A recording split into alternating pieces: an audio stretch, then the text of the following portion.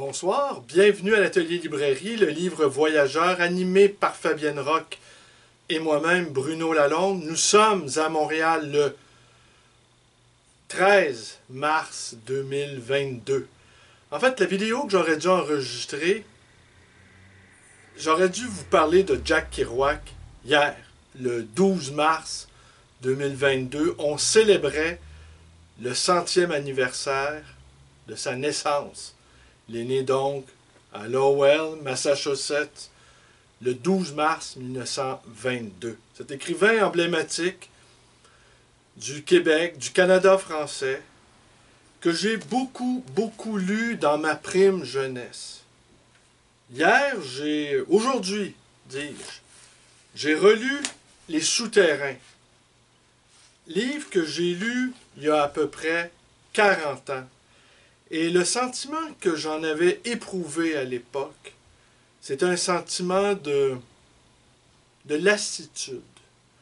J'avais trouvé que c'était une vie, somme toute, assez misérable que celle de Kerouac, avec ses amis écrivains, Ginsberg, Burroughs.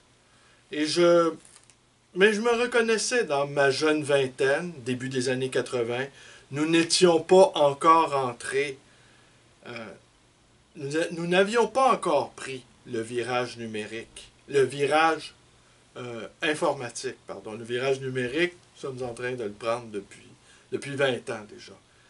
Alors, le virage informatique a transformé de fond en comble la société. Alors, au début des années 80, il restait ici et là des traces des années 60, des années 70, mais nous étions dans un creuset.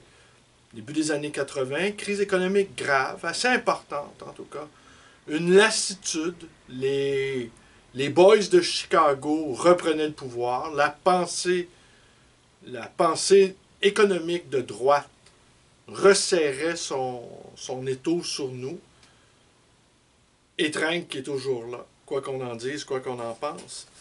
Et j'avais donc, pour en revenir au souterrain de Jack Kerouac, j'avais trouvé ça assez glauque, assez triste.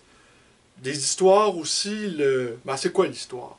C'est... le livre d'abord a été écrit en 1953. Il aurait été écrit en 3 jours, on imagine, sous l'influence de l'herbe et des amphétamines. Il a été écrit dans un moment de fièvre, c'est évident. Le livre lui-même, le récit autobiographique, comme c'est toujours le cas des livres de Jack Kerouac, est enfiévré et porté par une sorte de rage, une sorte de désespérance. Ils vont chez les uns et chez les autres, essaient d'avoir des relations sexuelles les uns les autres. Et l'alter ego de Jack Kerouac a une très courte liaison avec une Afro-Américaine qui fréquente les clubs de jazz de San Francisco et qui appartient à la bohème désargentée, à la bohème, pas encore les hippies, mais les beatniks qui vont donner naissance aux hippies quelques années plus tard. Et donc, Jack Kerouac sera, comme vous le savez, une des figures emblématiques. C'est également un roman à clé. Donc, les protagonistes sont Lawrence Ferlinghetti, le célèbre libraire décédé l'année dernière, Ginsberg, Burroughs et le sempiternel compagnon de virée, Neal Cassady, personnage principal de Sur la route, on the road. Alors, ce qu'on trouve dans Les Souterrains, c'est une relation, en fait, il y aurait 2 grandes figures. Évidemment,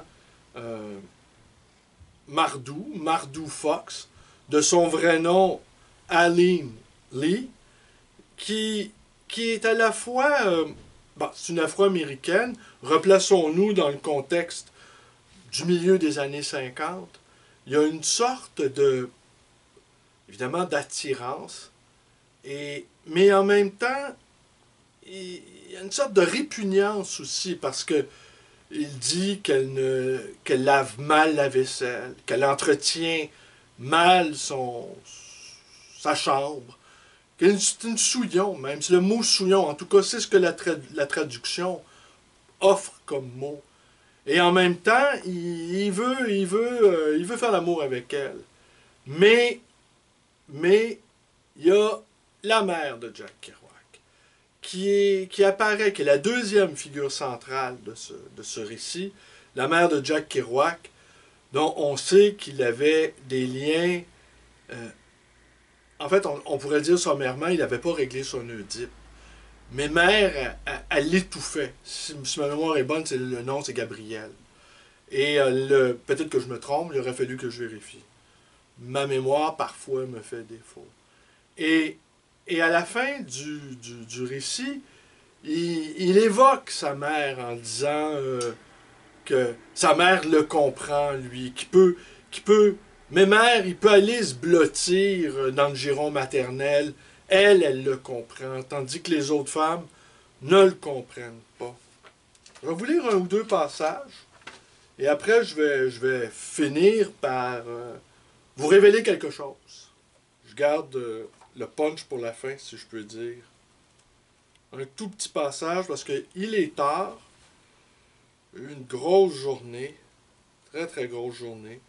Un peu difficile aussi sur le plan personnel, car une personne très, très, très proche de moi... Attendez, je vous lis le passage. Ah non. Le passage où il est en proie à des doutes, parce que elle n'est pas une bonne ménagère, son amoureuse afro-américaine. On imagine le conservateur, on imagine aussi le mâle habitué à se faire servir par sa mère. Attendez, je cherche le passage que j'avais jugé bon.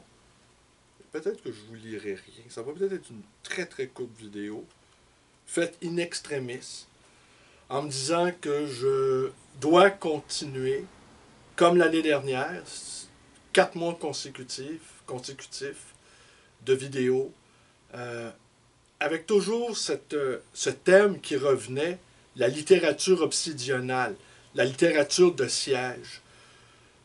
Et toujours, pour ceux qui les ont écoutés, ou si vous avez envie de vérifier, cette longue séquence, la guerre est un thème qui revenait pratiquement continuellement dans cette série obsidionale.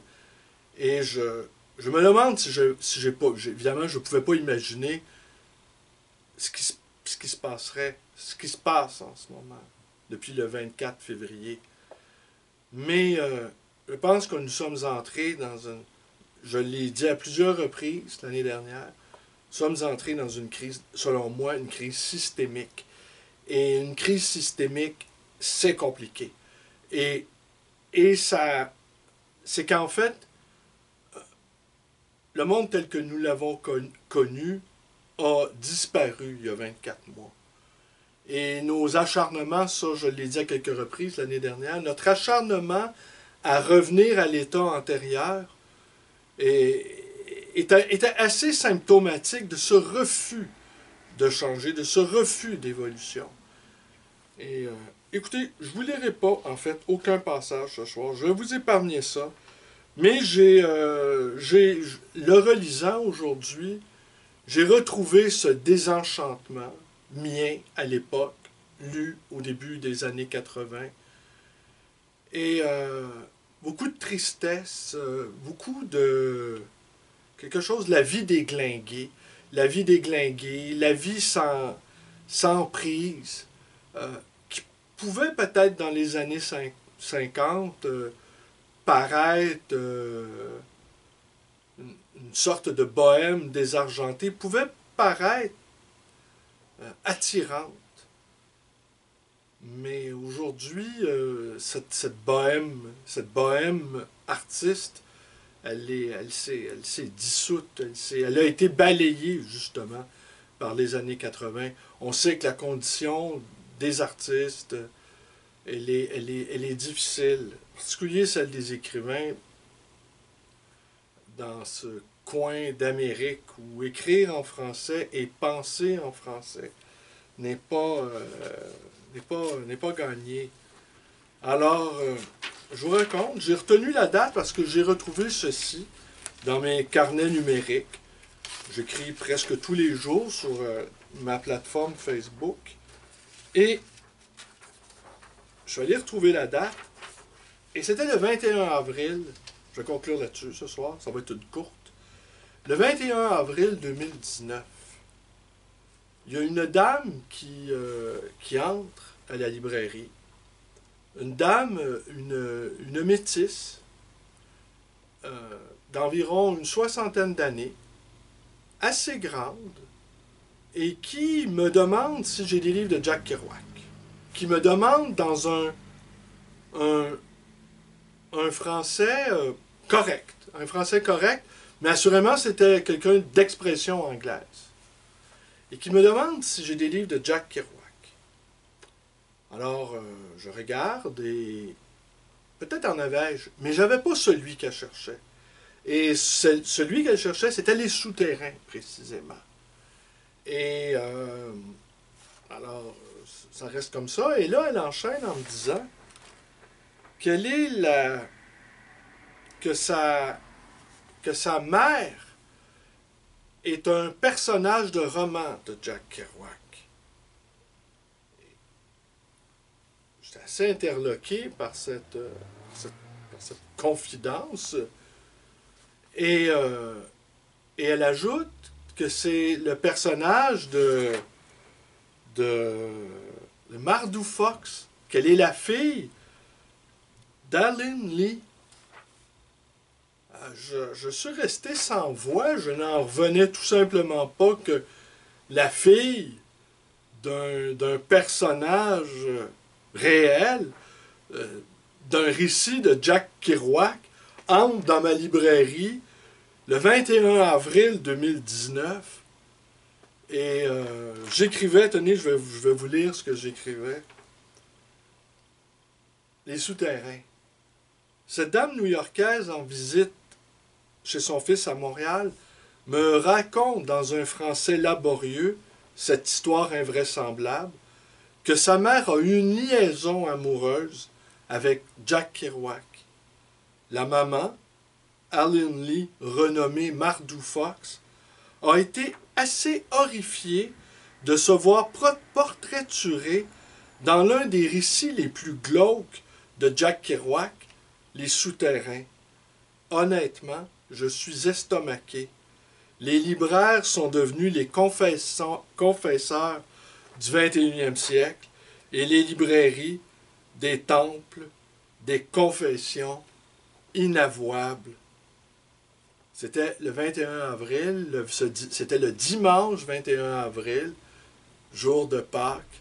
Et là, je conclus, c'est Pâques, Jack est ressuscité. Alors voilà, c'était une autre de mes petites historiettes de libraire, dont parfois j'ai le secret, dit comme ça. Alors c'est tout pour ce soir, vous avez compris, il est très très tard, j'enregistre in extremis cette vidéo, les journées sont très chargées à la librairie depuis 2 mois, et ben voilà, on ne se plaint pas, mais nous sommes un peu fatigués. Alors merci et à demain.